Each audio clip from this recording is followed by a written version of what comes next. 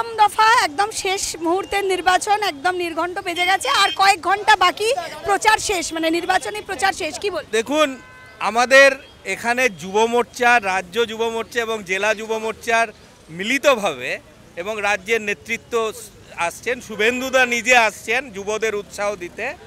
আমরা এই শেষ প্রচারে একদম এখান থেকে শুরু করে চেতলা অবধি আমরা পদযাত্রা করব এবং এটার মাধ্যমে আমাদের আজকে এখানে শেষ হবে। অপরদিকে আজকে মিঠুন চক্রবর্তী বেহালাতে উনি রোড শো করছেন। তো এর মধ্যে দিয়ে আজকে আমরা প্রচার শেষ করব এবং যে প্রচারে অভূতপূর্ব সাড়া আমরা যেভাবে পেয়েছি, এই কেন্দ্রে জয় নিয়ে আমাদের কোনো সংশয় নেই। কি বলবেন, বিপক্ষে যিনি আছেন মালা রায়, তিনি কিন্তু অলরেডি সিটিং এমপি, মানে তিনি জেতা, কতটা লড়াই শক্ত বলে মনে হচ্ছে? এটাই তো আমাদের প্লাস পয়েন্ট। মালাদির বয়স হয়েছে, মালাদি ভালো কাউন্সিলর, মালাদি সফল এমপি নন। সেখানে আমাদের ক্যান্ডিডেট যে তিনি 5 বছর সফলতার সাথে থেকে আজকে জেতা সিট ছেড়ে এই দক্ষিণ কলকাতায় তৃণমূলের গড় ভাঙার জন্য এসছে। সুতরাং এতে আমাদের সবাই উদ্দীপিত হয়ে গেছে এবং এই সিট আমরা জিতব। কিন্তু অভিষেক বন্দ্যোপাধ্যায় বলছে মোদি গ্যারেন্টি তো নয়, মোদিজির গ্যারেন্টি নয়, ওই গ্যারেন্টিগুলো সব ভাওতাবাজি। অভিষেক বন্দ্যোপাধ্যায়ের কথাকে কি কেউ গুরুত্ব দেয় নাকি?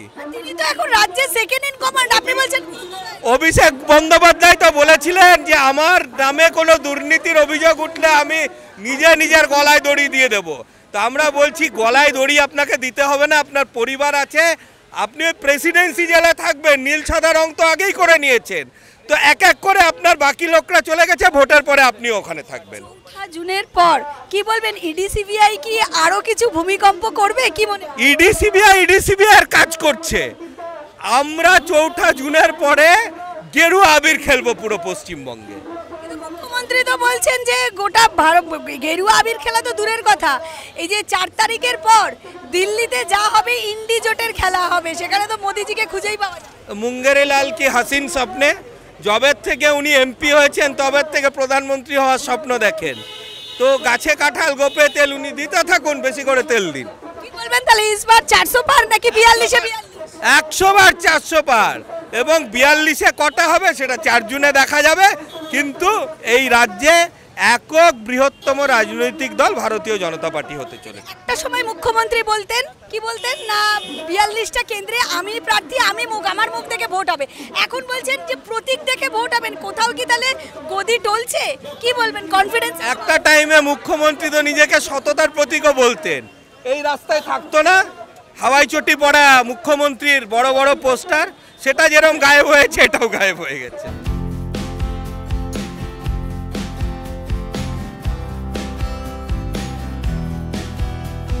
মানুষের সমর্থন দেখছেন, ঢল দেখছেন। মাননীয় মুখ্যমন্ত্রী এতক্ষণ শেষ র্যালি করলেন, যে র্যালিতে 1000 লোক চলেছে। সমস্ত পুলিশি প্রশাসনিক সহযোগিতা দিয়ে, থার্মাস দিয়ে ভয় দেখিয়ে লোককে জবরদস্তি করে নিয়ে আসা। তারপরেও আর আমাদের এখানে দেখুন কোনো জন নয়, ভয় নেই। যুব মোর্চার ছেলেরা, শুধু এটা যুব মোর্চার ব্যানারে, যুব মোর্চার ব্যানারে একটা র্যালি হচ্ছে। আমরা যাচ্ছি, মানুষ স্বতঃস্ফূর্ত আসছে। গাড়িগুলোকে সব আটকে রেখো, এটা স্বতঃস্ফূর্ত। মালারে ভিত তৈরি হয়ে গেছে, ভিত তৈরি করবে কি, ইমারত গঠন হবে। প্রধানমন্ত্রী কলকাতা উত্তরের জন্য সভা করলেন, কিন্তু দক্ষিণের জন্য করলেন না, সেই জন্য কি একটুখানি মনে দুঃখ লাগছে? কোনো দুঃখ নেই, আমার জন্যে সর্বভারতীয় সভাপতি এসছেন। আমার এমনই আমার ব্যবস্থা। গতবার রায়গঞ্জে অমিত শাহ ছিলেন, যখন তিনি সর্বভারতীয় সভাপতি ছিলেন, গৃহমন্ত্রী নন, তাতেই আমি জিতেছি। এবারও সর্বভারতীয় সভাপতির ছোঁয়া এসছে। আমি সাংগঠনিক ব্যক্তি, আমার জন্য সবসময় সর্বভারতীয় সভাপতি এসে করেন। এবং কালকে র্যালির মুড কি ছিল আপনারা দেখেছেন। আমরা এইসবে দুঃখ পাওয়া গল্প এইসবগুলো শুনি না। দেখা যাক। সবাই বলে, চলুন, ওরকম বলাতে কিছু যায় আসে না। পার্টিটা তৈরি তো হয়েছে 98 সাল থেকে। মন্ত্রীদেরও গড় বলতে পারেন, চোরেদেরও গড় বলতে পারেন। মন্ত্রীদেরও গড় বলতে পারেন, চোরেদেরও গড় পড়তে পারেন। এবং যেমন তেমন চোর না, মন্ত্রী চোর, শিক্ষামন্ত্রী চোর, জেলে আছেন।